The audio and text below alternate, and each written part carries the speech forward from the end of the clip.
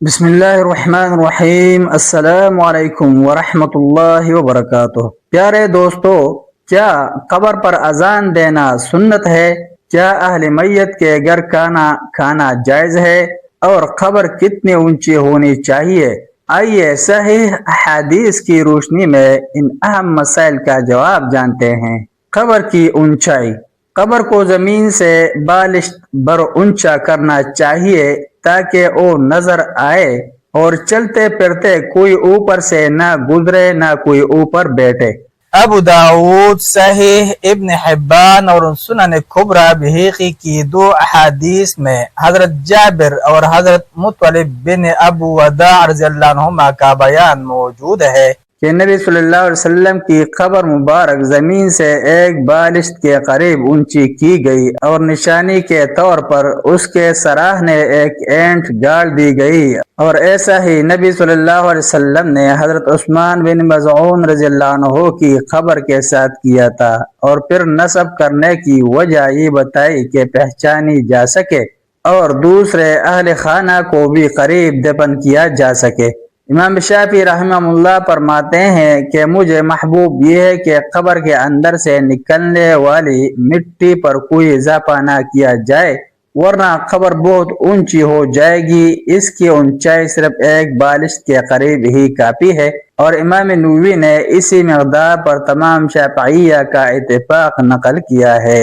قبر کو اوپر سے کوہان نما بنانا چاہیے، کیونکہ صحیح بخاری، بہقی اور ابن ابی شیبہ میں نبی صلی اللہ علیہ وسلم اور آپ کے دونوں خلفاء حضرت ابو بکر و عمر رضی اللہ عنہما کی قبروں کی یہی شکل مذکور ہے۔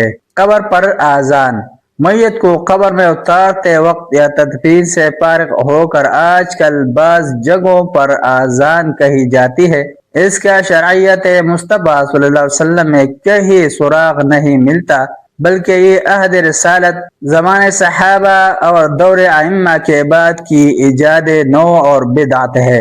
اگر کوئی اس کا ثبوت پوچھ بیٹھے تو جواب ملتا ہے کہ جب بچہ اس جہان رنگ و بو میں آتا ہے تو اس کے کان میں اذان کہی جاتی ہے، تاکہ اس کی سماعت کا آغاز توحید و رسالت کے پاکیزہ کلمات سے ہو۔ اسی طرح اس کے خاتمہ بالخیر کے لیے تدفین کے وقت اذان کہی جاتی ہے۔ ان سے پوچھے کہ آیا یہ خاتمہ بالخیر قرآن کی کسی آیت سے ثابت ہوتا ہے؟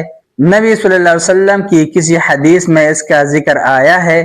یا خلفائے راشدین اور دیگر صحابہ کرام رضی اللہ عنہم نے بھی اس پر عمل کیا؟ کہیں سے بھی اس کا پتہ نہیں ملتا۔ شارح بخاری علامہ حافظ ابن حجر عسقلانی رحمہ اللہ فرماتے ہیں، یہ سنت نہیں، یہ بدعت اور ایجاد بندہ ہے۔ اور وہ مزید لکھتے ہیں، جس نے اس کے سنت ہونے کو بچے کے کان میں اذان دینے پر قیاس کیا کہ اس کا انجام بھی ابتدا کی طرح خیر پر ہو، وہ غلطی پر ہے۔ آج کل اللہ خیر کرے، یہودی نے ایک اور مکارانہ معیارانہ چال چلی ہے۔ بچے کے کان میں اذان کہہ کر اسلامی روح پھونکنے کی بجائے اسے اس جہاں پر قدم رکھتے ہی نغمہ و موسیقی سنائی جاتی ہے، اور اسے میڈیکل کا ایک مسئلہ بنا کر پیش کیا جا رہا ہے۔ یہ چیز ماڈرن طرز کے میٹرنٹی ہومز، زچہ بچہ سینٹرز میں روز افزوں رواج پذیر ہو رہی ہے۔ یہودی چاہتا ہے کہ جہنم لیتے ہی شاہین بچے کو ایسی چاٹ لگاؤں جو اس کی زندگی میں رچ بس جائے، اس کی قوت ایمانی زائل ہو جائے اور وہ ہمارا دست و بازو بن جائے۔ نہ رہے بانس نہ بجے بانسری۔ اہل میت کے گھر کھانا و نوحہ۔ ہمارے یہاں جو معروف ہے کہ میت کے پسماندگان تعزیت کے لیے آنے والوں کے لیے کھانا تیار کرتے ہیں، یہ قطعاً خلاف سنت ہے، بلکہ مسند احمد و ابن ماجہ کی ایک صحیح سند والی حدیث میں حضرت جریر بن عبداللہ البجلی رضی اللہ عنہ فرماتے ہیں، تدفین کے بعد ورثہ میت کے ہاں اجتماع کرنے اور کھانا تیار کرنے کو ہم نوحہ و بین شمار کرتے تھے، جبکہ نوحہ کرنے والوں پر رسول اللہ صلی اللہ علیہ وسلم نے لعنت فرمائی ہے۔ چنانچہ ایک حدیث میں ہے، رسول اللہ صلی اللہ علیہ وسلم نے نوحہ کرنے اور نوحہ سننے والی دونوں عورتوں پر لعنت کی ہے۔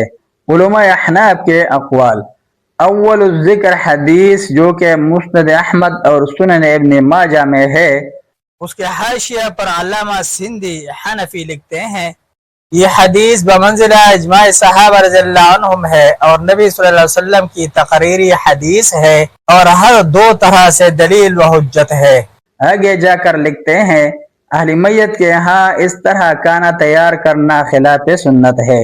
علامہ ابن حمام جو حنفیہ کے سرتاج مانے جاتے ہیں، وہ ہدایہ کی شرح فتح القدیر میں حدیث کے یہ الفاظ نقل کرتے ہیں جن میں ارشاد نبی صلی اللہ علیہ وسلم ہے، انہیں ایک مصیبت موت نے مشغول کر دیا ہے۔ حدیث کے ان الفاظ کے حاشیہ پر وہ لکھتے ہیں اہل میت سے ضیافت لینا مکروہ ہے کیونکہ یہ ایام سرور میں مشروع ہے نہ کہ ایام شرور و مصائب میں، یہ ایک بدترین بدعت ہے۔ سنت یہ ہے کہ مرنے والے کے اقربا اس کے پسماندگان کے لیے کھانا تیار کرے۔ بہرحال میت کے پسماندگان سے ضیافت حاصل کرنا ممنوع ہے۔ ملتے ہیں ایک نئی ویڈیو کے ساتھ۔ جزاکم اللہ خیرہ۔ السلام علیکم ورحمۃ اللہ وبرکاتہ۔